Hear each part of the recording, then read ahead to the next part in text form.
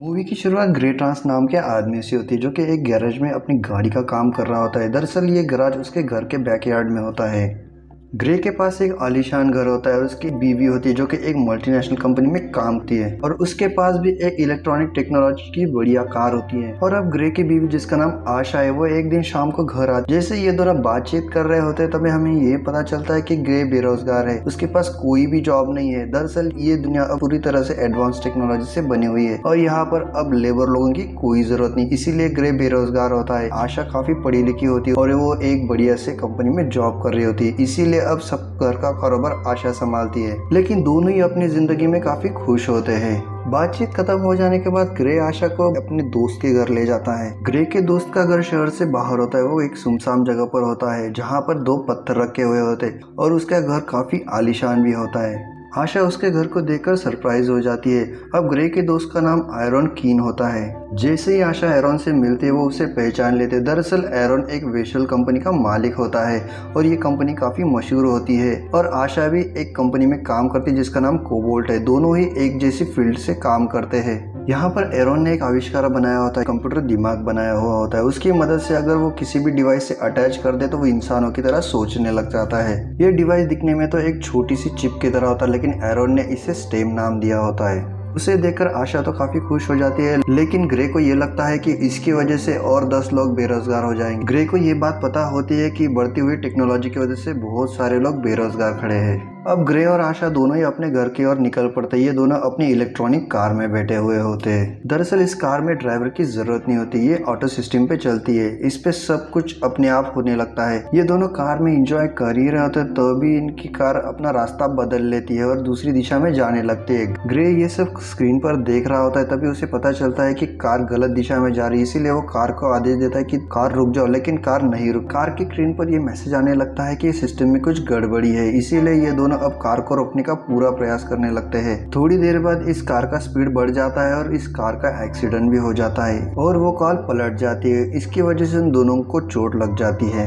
तो अभी वहाँ पर कुछ लोग आ जाते हैं और उन दोनों को गाड़ी से बाहर निकाल लेते हैं और उन्हें गन पॉइंट पर रख लेते हैं। सभी ने मास्क पहने होते हैं, तभी एक आदमी वहाँ से मास्क हटा देता है और वो आशा से बात करने लगता है और अचानक से आशा पर गोली चला देता है और बाकी के साथी ग्रे को पीटने लगते हैं और उसे घायल कर देते हैं। और जिसने मास्क उतारा था वही आदमी आकर ग्रे को उसके गर्दन में एक हथियार गड़ा देता है। इसकी वजह से ग्रे पैरालाइज्ड हो जाता है और अब ग्रे अपनी जगह से हिल नहीं पाता, तो भी आशा की वही मौत हो जाती है। अब कहानी 3 महीने बाद दिखाई जाती है जहाँ पर ग्रे पैरालाइज्ड हो चुका है और वो अपने घर पर है। ग्रे पैरालाइज हो जाने के कारण वो अपनी उंगली तक नहीं हिला पाता है। उसके घर में सारी इलेक्ट्रॉनिक सुविधा मौजूद होती है, इसीलिए उसे कुछ करने की जरूरत नहीं होती। आशा के चले जाने के बाद ग्रे काफी अकेला होता है। उसकी माँ उसके पास तो होती है लेकिन वो अब अकेला रहना चाहता है। ऐसे कई दिन बीत जाते हैं। ग्रे अब अपनी जिंदगी से तंग आ चुका था, इसीलिए वो अपनी जान लेने की भी कोशिश करता है। दवाई के ओवरडोज ले लेता है, इसकी वजह से ग्रे बेहोश हो जाता है और वो अस्पताल में होता है। जैसे ही ग्रे को होश आता है वो एक अस्पताल में होता है और उसी अस्पताल में उसका दोस्त जिसका नाम एरॉन कीन है वो उसे मिलने आता है। यहाँ पर एरॉन कीन ग्रे की हालत देखकर उसे एक ऑफर देता है। वो उसे बताता है कि अगर तुम मेरे इस डिवाइस को अपने शरीर में इंजेक्ट करोगे तो तुम पहले जैसे चल सकोगे। एरॉन उसी डिवाइस की बात कर रहा होता है जिसे उसने आशा को दिखाया था। ये उसी डिवाइस का नाम स्टेम होता है। उसे उसके शरीर में डालने से वो पहले जैसा चल सकेगा। पहले तो ग्रे उसे मना कर देता है क्योंकि वो अब जीना नहीं चाहता, लेकिन एरॉन उसे बताता है कि अगर आशा जिंदा होती तो तुम क्या करते। इसीलिए अब ग्रे भी उस ऑपरेशन को करने के लिए तैयार हो जाता है। ये ऑपरेशन एक खुफिया जगह पर होता है जहाँ पर जिस जगह से पैरालाइज हुआ था वहाँ पर वो चिप बिठा दी जाती है और उसका ऑपरेशन होने के बाद कई दिनों बाद अब ग्रे का टेस्ट लिया जाता है जहाँ पर ग्रे के हाथ और पैर दोनों ही चलने लगते हैं। यानी कि अब एरॉन कीन का एक्सपेरिमेंट पूरा हो जाता है। यहाँ पर एरॉन कीन उस चिप के बारे में बहुत कुछ जानकारी ग्रे को देता है। अब ग्रे अपने घर आ जाता है जहाँ पर वो दरवाजे को लॉक कर लेता है। अब आशा के मर्डर केस पर एक लेडी काम कर रही थी जिसका नाम होता है कॉर्टेज। ये ऑफिसर एविडेंस जमा कर रही होती है जिसकी वजह से वो आशा की कातिलों का पता लगा सके। इसीलिए उसने जितने भी सबूत जमा किए होते हैं वो उसने ग्रे के घर पर भेज दिए होते हैं और ग्रे उन्हें देख रहा होता है। उसमें कुछ वीडियो टेप्स भी होते हैं, वो प्ले कर कर ग्रे देख रहा होता है। अचानक से ग्रे के अंदर से कुछ आवाज आती है। वो कहता है कि मैं कुछ मदद कर सकूं। तभी ग्रे घबरा जाता है। जब दोबारा ग्रे उससे पूछता है कि कौन बात कर रहा है तब वो बताता है कि मैं स्टेम हूँ और मैं तुम्हारे अंदर बिठाया गया सिस्टम हूँ। इसकी वजह से ग्रे अब समझ जाता है कि ये सिस्टम बात भी कर सकता है। अब स्टेम ग्रे की आंखों से उन वीडियो टेप को भी देख चुका होता है, इसीलिए वो उस कातिल का पता लगाने में उसकी मदद करता है। उस वीडियो टेप में एक आदमी के हाथ पर एक आर्मी का टैटू बना हुआ होता है। उसे ग्रे तो नहीं पहचान पाता, लेकिन स्टेम उसका पता लगा लेता है। अब ग्रे पुलिस को कॉल करके ये बताना चाहता है, लेकिन स्टेम उसे करने से मना कर देता है, क्योंकि उसकी पुलिस तो सबूत मांगेगी। इसीलिए ग्रे अब उस कॉल को कट कर देता है। स्टेम ग्रे को ये कहता है कि हमें सबसे पहले उस आदमी की पूरी तरह से पुष्टि करनी होगी, इसीलिए हमें उसके घर जाना होगा।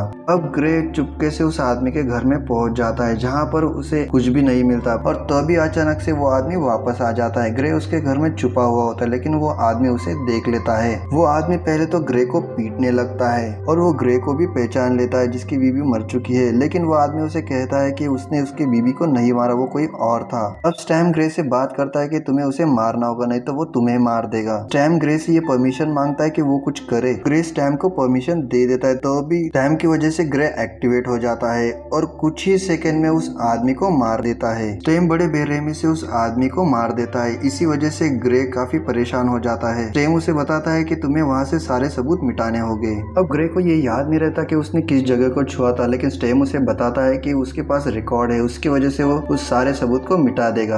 अब ग्रे सारे सबूत मिटाने के बाद अपने घर चला जाता है। अब कुछ दिनों बाद पुलिस को उस आदमी की लाश मिलती है, जहाँ पर उसके पोस्टमार्टम में ये पता चलता है कि उसके शरीर के अंदर कुछ वायरिंग जैसा मटेरियल है और उसके अंदर एक गन इम्प्लांट की हुई होती है। मतलब कि ये आदमी भी अभी किसी एक कंपनी प्रोजेक्ट का हिस्सा रहा होगा और इसे अपग्रेड कर दिया गया होगा। अब कॉर्टेज अपने डेस्क पर उस वीडियो का रिकॉर्ड चेक करती है, जिस वक्त उसका खून हुआ था। जिस वक्त उस आदमी का खून हुआ था, वहाँ पर ग्रे भी मौजूद था। इसे देखकर कॉर्टेज ग्रे को मिलने पहुंच जाती है, जहाँ पर ग्रे अपने गैरेज में बैठा हुआ होता है। कॉर्टेज ग्रे के पास सबूत ढूंढने की कोशिश करती है, लेकिन ग्रे की बातों से उसे कोई भी सबूत नहीं मिल पाता। अंदर से स्टेम उसकी मदद कर रहा होता है, इसीलिए कॉर्टेज अब वहाँ से निकल जाती है। अब ग्रे काफी परेशान हो जाता है, लेकिन स्टेम उसे बताता है कि अब हमें अगले कातिल की ओर बढ़ना चाहिए। अब स्टेम अपने रिकॉर्ड के हिसाब से ग्रे को एक जगह बताता है, जिसका नाम होता है ओल्ड बोन्स। ये दोनों अब वहाँ पहुंच जाते हैं। ओल्ड बोन दरअसल एक बार होता है और वो उस बार के अंदर चला जाता है। वो जगह बहुत खतरनाक होती है और वहाँ पर सारे क्रिमिनल्स होते हैं। अब ग्रे आशा के कातिल को ढूंढने के लिए उन सारे लोगों को चैलेंज करता है कि जिसने भी उसकी बीवी को मारा है वो मार देगा।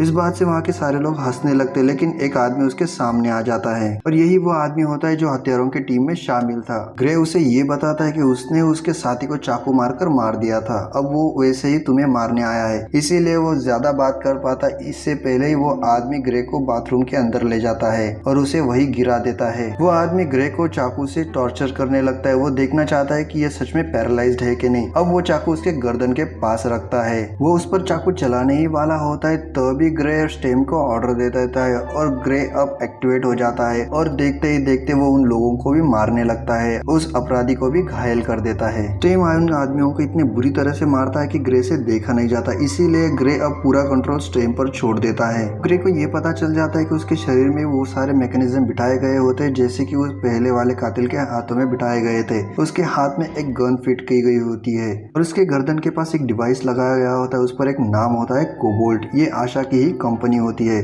अब ग्रे वहाँ से निकल जाता है। स्टेम ग्रे को ये बताता है कि एरॉन कीन को उसकी भनक लग चुकी है कि वो सारे ग्रे और स्टेम मिलकर कर रहे, इसीलिए अब एरॉन क्वीन उसको शट डाउन करने की कोशिश करता है। ये सब बातें वो ग्रे को बता देता है, तो अभी ग्रे वहाँ से भागने की कोशिश करता है। रास्ते में स्टेम ग्रे को ये बताता है कि उसने एक हैकर को ढूंढ लिया है, जिससे वो सारे डेटा कोड्स लॉक्स को निकाल देगा, यानी कि सारी सिक्योरिटी को हटा देगा। इससे पूरा कंट्रोल अब ग्रे और स्टेम के हाथ में आ जाएगा, इसीलिए वो एक हैकर का नंबर देते हैं। लेकिन बारी बारी से एरॉन क्वीन उसको शट डाउन कर रहा होता है, इसीलिए अब ग्रे के भी हाथ पांव सून पड़ने लगते हैं। वो फिर से पैरालाइज होने लगता है, लेकिन लड़खड़ाते हुए वो एक बिल्डिंग में पहुंच जाता है और उसके स्टेप चढ़ने लगता है। रास्ते में स्टेम ग्रे को उन सारे लॉक्स को अपने हाथ पर लिखने को कहता है, हैकर के काम में आएंगे। उसकी मदद से वो उसे अनलॉक कर सकेगी। अब स्टेम पूरी तरह से शटडाउन होने से पहले ही ग्रे उस हैकर के दरवाजे तक पहुंच जाता है और अब ट्रेन पूरी तरह से शटडाउन हो जाता है।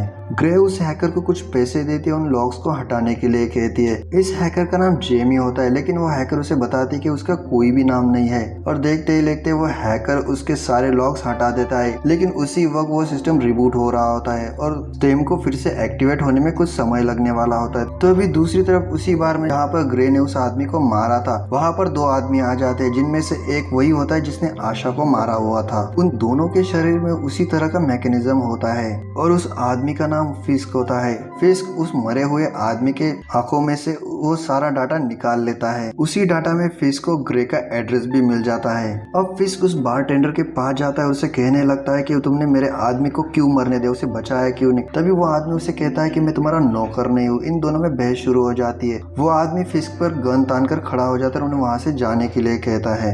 यहाँ पर फिस्क एक छिंक लेता है और उसी छिंक में बहुत सारे छोटे छोटे रोबोट्स होते हैं जो सामने वाले बारटेंडर के नाक में चले जाते हैं और उसका दिमाग खाने लगे। इसी वजह से उसकी मौत हो जाती है। अब वो दोनों ग्रे को ढूंढने निकल जाते हैं और वो उसी बिल्डिंग में पहुंच जाते हैं जहाँ पर ग्रे है। ग्रे अभी भी पैरालाइज होकर जमीन पर पड़ा हुआ होता है और वो हैकर वहाँ से निकल जाता है। फिस्क और उसका साथी अब ग्रे को ढूंढ लेते हैं और उसके पास पहुंच जाते हैं। जैसे ही फिस्क ग्रे को मारने ही वाला होता है उसी वक्त स्टेम एक्टिव हो जाता है और वो वहां से भागने में कामयाब हो जाता है। अब ग्रे भागते हुए उसी बिल्डिंग के छत पर पहुंच जाता है जहां पर उसका रास्ता खत्म हो जाता है। अब वहां से भागने के लिए कोई रास्ता नहीं होता और फिस्क का एक आदमी उसके पीछे आ जाता है और वो अब स्टेम ग्रे से उसके मारने की इजाजत मांगता है और कुछ ही सेकंड में स्टेम उस आदमी को मार देता है और वहां से भाग जाता है। अब स्टेम अपने घर आ जाता है और वो दरवाजा लॉक कर लेता है। तभी उसकी माँ उसी घर में होती है और उसे देखकर शॉक हो जाती है क्योंकि अब ग्रे चलने लग गया था। लेकिन ग्रे खून से लथपथ होता है, इसीलिए उसकी माँ उस पर शक करने लगती है। ग्रे उसे कुछ भी जानकारी नहीं देता है। अब ग्रे सोना चाहता है, लेकिन स्टेम उसे बताता है कि हमें जल्द से जल्द फिक्स को ढूंढना पड़ेगा, नहीं तो वो हमें ढूंढ लेगा और हमें मार डालेगा। ग्रे अब स्टेम की बात नहीं मानता और वो सो जाता है। स्टेम और ग्रे एक दूसरे से लड़ रहे होते हैं। तभी ग्रे उसे बताता है कि तुम कुछ नहीं करोगे, तुम अब बंद हो जाओ। तभी स्टेम बंद हो जाता है, अब पूरा कंट्रोल छोड़ देता है। इसकी वजह से ग्रे फिर से पैरालाइज्ड हो जाता है। अब ग्रे स्टेम को फिर से एक्टिव होने के लिए कहता है, लेकिन स्टेम अब ग्रे को समझाता है कि अब उसके हाथ में पूरा कंट्रोल है, इसीलिए अब जो चाहेगा वो कर सकता है। इसीलिए अब उसे ग्रे की परमिशन लेने की जरूरत नहीं है। अब वो जल्दी से तैयार होकर फिस्क को ढूंढने के लिए निकल पड़ता है। तभी वहां पर कॉर्टेज पहुंच जाती है। यहाँ पर कॉर्टेज ग्रे को ये बताती है कि जिस जगह पर दूसरे आदमी का खून हुआ है वहाँ पर उसकी चेयर मिली थी। इसी वजह से कॉर्टेज का शक और भी गहरा हो गया था। अब कॉर्टेज ग्रे से सच जानना चाहती है, लेकिन अब ग्रे उसे कुछ भी नहीं बताता। अगर वो उसे मार सकता था वो कब का मार देता। अब कॉर्टेज वहाँ से निकल जाती है, लेकिन जाने से पहले वो ग्रे के जैकेट में एक डिवाइस छोड़ के जाती है। ये एक माइक होता है जिसकी वजह से कॉर्टेज अब उसकी सारी बातें सुन सकेगी। कॉर्टेज अब ग्रे पर नजर रखे हुए होती है। तभी ग्रे उस घर से बाहर निकलकर ग्रे अपनी गाड़ी में बैठकर फिस्क की ओर बढ़ने लगता है। तभी कॉर्टेज उसका पीछा करने लगती है। ये बात अब ग्रे को भी पता चल जाती है, इसीलिए ग्रे अब उस गाड़ी को भगाने लगता है। उनकी गाड़ी इलेक्ट्रॉनिक ना होने के कारण इस बार स्टेम उसकी कोई भी मदद नहीं करता। ना ही कॉर्टेज की गाड़ी इलेक्ट्रॉनिक होती है, इसीलिए वो उसकी गाड़ी को कंट्रोल कर सकता है। तो भी अचानक से उन दोनों के बीच में इलेक्ट्रॉनिक कार गुजरती है और उस कार का कंट्रोल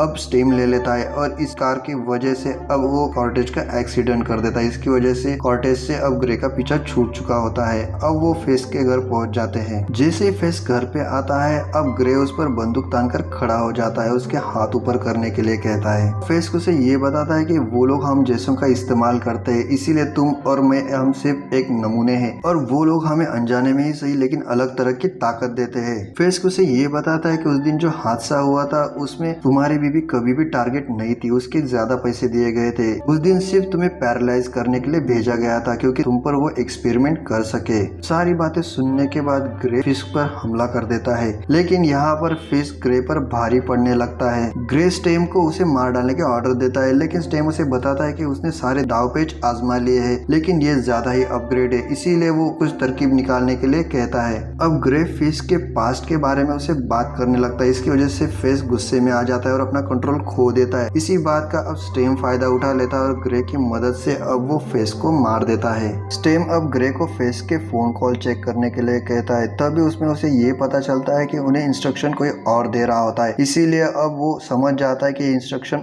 और कोई नहीं बल्कि उसका दोस्त एरॉन क्वीन दे रहा होता है। अब ग्रे उसी गाड़ी में एरॉन के घर पहुंच जाता है, जहां पर एरॉन क्वीन उसे ये बताता है कि उसने कब की कंपनी बंद कर दी है। कंपनी का कंट्रोल अब किसी और के पास है।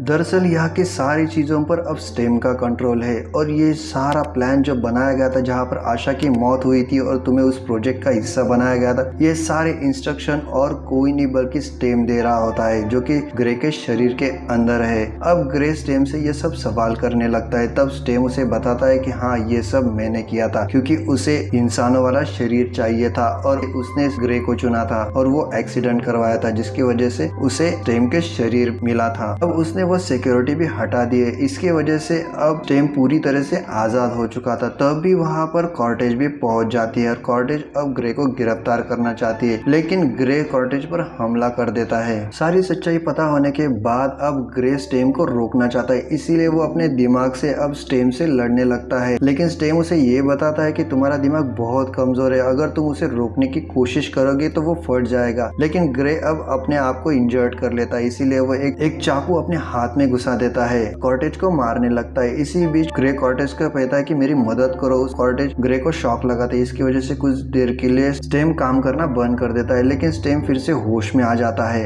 एरॉन उसे कंट्रोल करने की कोशिश करने वाला होता है, तभी स्टेम खड़ा हो जाता है और वो उसके हाथ में जो चाकू लगा होता है उस एरॉन के सर में गाड़ देता है। इसकी वजह से एरॉन की वही मौत हो जाती है। ग्रे गन उठा लेता है और ग्रे अब स्टेम को कंट्रोल नहीं कर पा रहा था, इसीलिए वो अब कॉर्टेज के ऊपर गन उतार कर खड़ा हो जाता है। अब अंदर ही अंदर ग्रे अपनी पूरी ताकत लगाकर स्टेम से लड़ रहा होता है, तभी ग्रे का दिमाग फट जाता है और ग्रे मर जाता है और स्टेम कॉर्टेज को गोली मार देता है। तभी जख्मी हालत में कॉर्टेज ग्रे को आवाज लगाती है। तब स्टेम उसे कहता है कि ग्रे अब अलग दुनिया में चला गया है, अब यहाँ सिर्फ स्टेम है। अब हमें ग्रे को दिखाया जाता है जो कि मर चुका है, उसके पास अब आशा है और वो दोनों ही अलग दुनिया में एक दूसरे से मिल रहे हैं और अब स्टेम पूरी तरह से आजाद हो चुका है। उसे अब ग्रे की पूरी तरह से बॉडी मिल चुकी है, अब वो अपनी इंसानी जिंदगी जीने के लिए तैयार हो चुका है और इसी के साथ साथ ये मूवी खत्म हो जाती है। दोस्तों, अपग्रेड ये मूवी सन 2018 में रिलीज की गई थी। इस मूवी को साइफाई एक्शन कैटेगरी में रखा गया है। इस मूवी के डायरेक्टर है लेंथ वोनेरल और इस मूवी को IMDb रेटिंग मिली है 7.5 आउट ऑफ 10।